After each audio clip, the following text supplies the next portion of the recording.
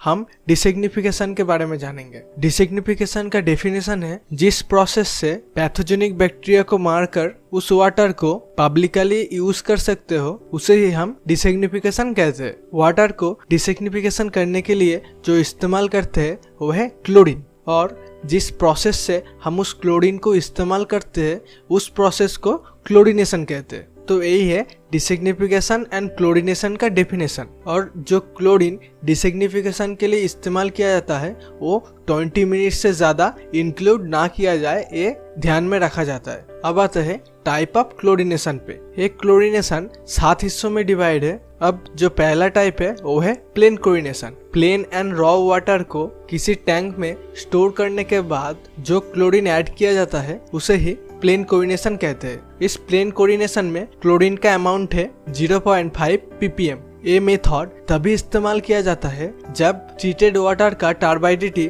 20 to 30 ppm के बीच में हो। अगर उससे ज्यादा हुआ तो ये प्लेन क्लोरीनेशन इस्तेमाल नहीं किया जाता। अगला जो पॉइंट है वो है प्री क्लोरीनेशन। इस मेथड में क्लोरीन ऐड किया जाता है वाटर ट्रीटमेंट से पहले ही। जब sedimentation, coagulation and filtration stage में ही क्लोरीन ऐड किया जाता है उसे ही हम प्री क्लोरीनेशन कहते हैं। इस क्लोरीनेशन में क्लोरीन का अमाउंट है 0.2 to 0.5 ppm। ये क्लोरीनेशन तभी इस्तेमाल किया जाता है जब किसी वाटर में बैक्टीरिया का मात्रा बहुत ज्यादा हो, और प्री क्लोरीनेशन करने से बैक्टीरिया का लोड कम किया जाता है। नेक्स्ट क्लोरीनेशन है पोस्ट क्लोरीनेशन। वाटर पूरा ट्रीटमेंट करने के बाद जब क्लोरीन ऐड किया जाता है उसे ही हम पोस्ट क्लोरीनेशन कहते हैं। इस क्लोरीनेशन में क्लोरीन का अमाउंट है 0.2 ppm, और इस पीरियड में क्लोरीनेशन का कंटेंट पीरियड है 20 मिनट्स। नेक्स्ट है डबल क्लोरीनेशन। जब किसी वाटर में एक से ज्यादा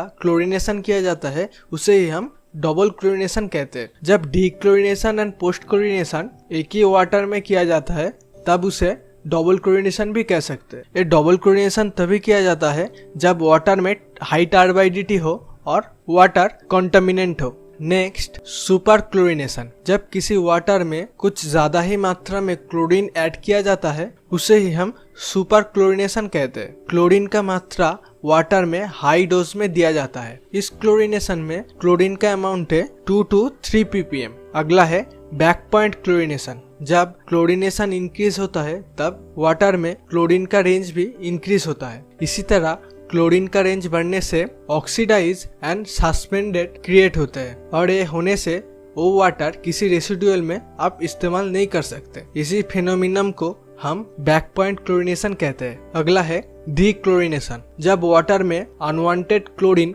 एक्सेस हो जाता है उसे निकालने के लिए जो ट्रीटमेंट किया जाता है उसे ही हम डी क्लोरीनेशन कहते हैं। कुछ केमिकल कंपाउंड से डी क्लोरीनेशन किया जाता है, और वो केमिकल कंपाउंड है sodium dioxide, sodium bisulphate, sodium thiosulphate, active carbon and potassium permanganate etcetera.